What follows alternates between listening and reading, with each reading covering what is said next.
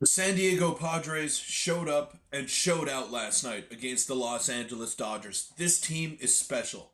It's following the same script as it did just a couple of years ago. Their series is tied at 1, and they are heading into Game 3 with Michael King on the mound. So let's break it down and much more on this episode of 3 Up, 3 Down.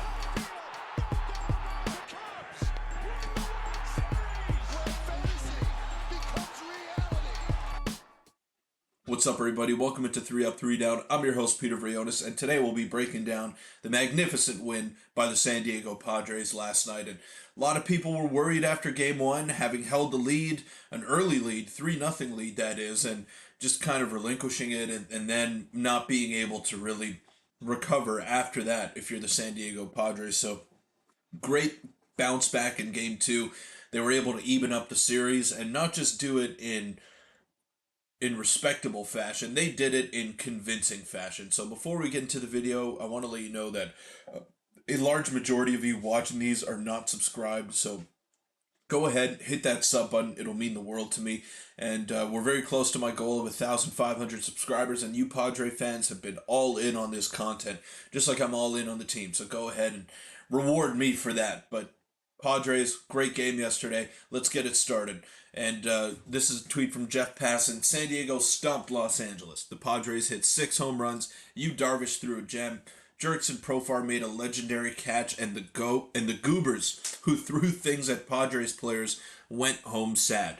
This series heads back to San Diego tied. Game 3 is on Tuesday. So I think the off day helps out the Dodgers a little bit more than it does the San Diego Padres because they didn't really use any of their high leverage arms yesterday, but neither did San Diego, to be honest. They used Tanner Scott to get Shohei Ohtani out, but then the game was out of hand, so they put in Alec Jacob, which is not one of their primetime relievers, if we're being honest. You got Michael King on the bump against Walker Buehler on Tuesday on Game 3, and I think that is a great matchup for San Diego. They got to win that game.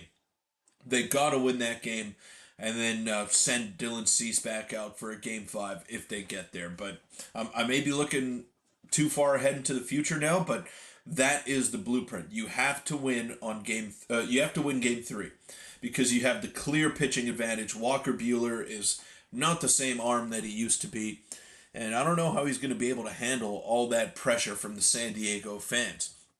Now, Jackson Merill is another guy that I wanted to highlight, who is the youngest player in Padres franchise history to homer in the postseason. He was 3 for 4 yesterday with 3 RBIs, and this guy just gets it, man. He just gets it. It's as simple as that. The lights are never too bright for him.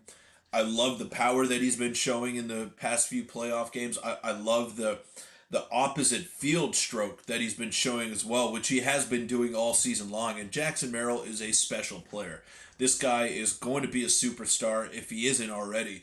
And not only is he relied upon by the San Diego Padres, you could argue that he's their most important player, or second most important player, at least position player wise, behind Fernando Tatis. And Tatis is proving yet again why he's one of the best players in baseball. Because when the lights are the brightest, that's when he becomes his best version of himself. And he's already got 3 home runs this postseason. The guy's tearing the cover off the ball. He's got an OPS over 2, and he homered yet again last night and got the party started. He homered in the first inning and put the pressure on the Dodgers right away. And that, to me, is indicative of how important this guy is to everything that the Padres are trying to accomplish. And Manny Machado, shout out to Manny Machado, who didn't have the greatest of games yesterday. He played well defensively, but offensively left a little bit to be desired. After the incidents there where Dodger fans started throwing things on the field and throwing things at Profar and Tatis in the outfield, I mean, that could rattle you. There was a delay of over 15 minutes. Yu Darvish was cruising, and then he essentially got iced by the security and the Dodger fans alike, who were just delaying the game, right? And Manny Machado could be sulking, could be upset that he's not performing well. What does he do? He pulls everybody in and he has a meeting with the team saying that, all right, boys, let's lock in here. Let's see this over the finish line and let's move on to Game 3. in San Diego, and I think that's where the focus was the entire time. Like they were locked in from the first pitch today, but they just laid their they laid their business down. Right? They did not let Los Angeles get back into this contest, and that to me was very impressive. Like there were opportunities the day before that for San Diego to get back in the contest. It was obviously a closer game, but they kept it close and they allowed themselves the chance to get back into it. Whereas LA kind of just dwindled after, and this was their ace on the mound right here.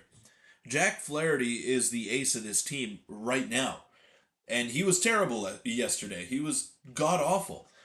4 earned runs, 5 innings pitched. He was talking all that crap to Manny Machado. I mean, hey, you lit the guy up. They had their way with Jack Flaherty yesterday, and that was very impressive to me. I think this is a blueprint that they can keep going forward. 6 home runs yesterday was very impressive. And then if we just look at the box score here, a couple of positives stand out to me. Obviously Tatis, who has an OPS over 2, which is fantastic. Profar finally got a couple of hits yesterday and made that amazing catch in the first inning, which I really think set the tone for the rest of the contest. Then you got Jackson Merrill going 3 for 5. Xander Bogaerts adding on with an insurance home run.